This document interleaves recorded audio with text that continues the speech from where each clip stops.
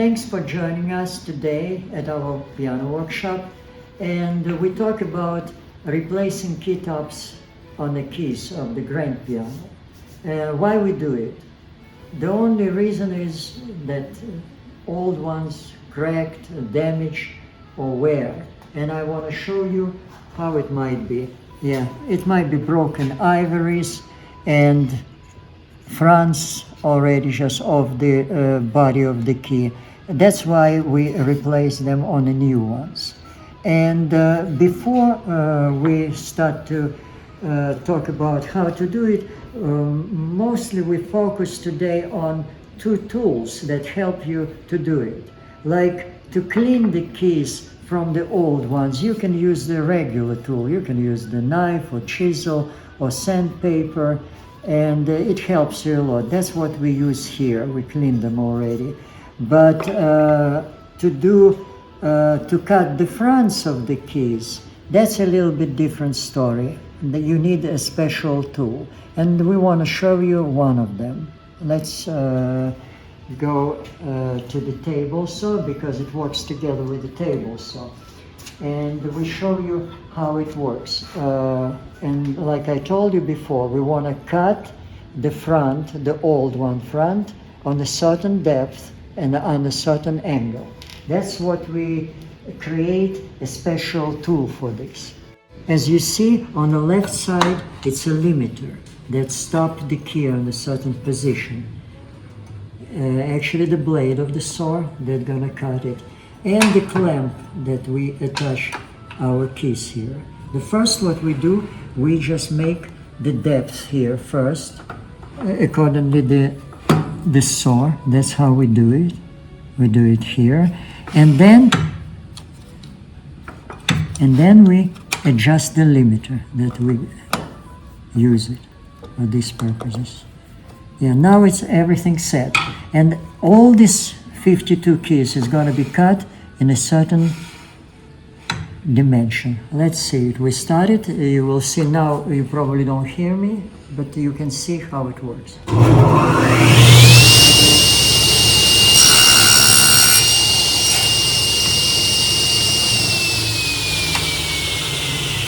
Now that's the cut here. And we just proceed with this cut on all 52 keys. How fast this tool works, how it's accurate and consistent.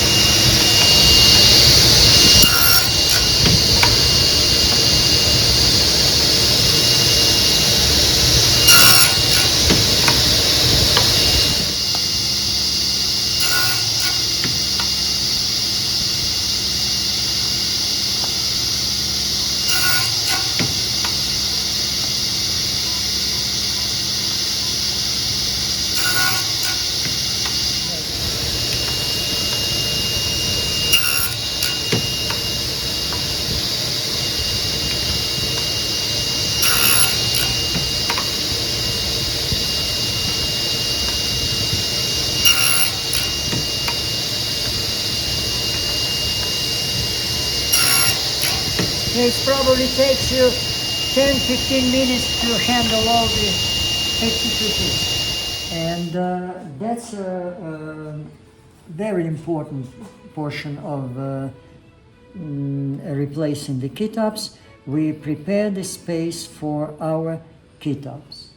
And the keytops is mostly just that we use, it's a plastic keytops with the fronts. And since the keytops is wider than original ivory, we have to trim the top of the keys to keep the key at the same height like original key. And we measure already, and it was 26 millimeters. And now with my keytop, it's a little bit wider, probably 1 millimeter wider. In this case, we have to show you another tool that enable to cut smoothly the surface of the key on the 1 millimeter. And now we're gonna do the second cut on the keys. As you remember, we did the front cut, now the second. It's very difficult to do. We use the reference on the back of the key, since that's how the keys was done, and we cut it only 1 millimeter all the way. It's most important cut. We call it trimming the top of the keys to get a desired dimension.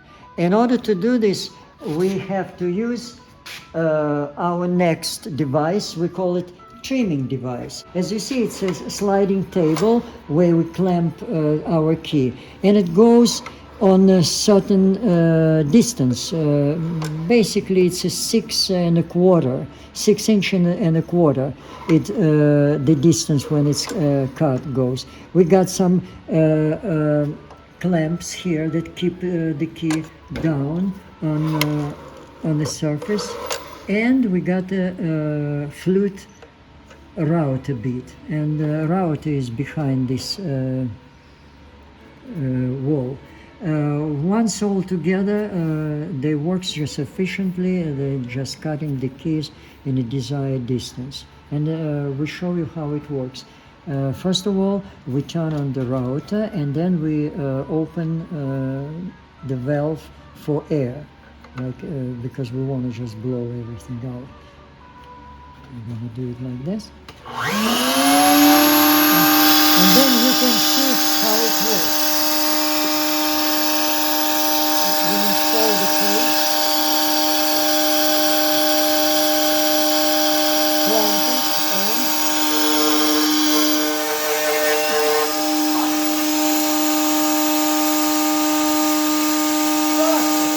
and as you see, it cuts perfectly, very smooth, and on desired distance. And if we put our keys, it's going to be exactly 26 millimeters, since we already measured it. Yeah, with these two tools, your work is very efficient, comfortable, and most importantly, you achieve the goal. You prepare the keys for gluing the keytops. Later on, of course, you might need some other tool that we show you for the certain small operation, cutting the excess of the plastic. But for now, this is accomplished keys and ready for gluing the keytops. Thanks for watching us, and we hope to see you next time.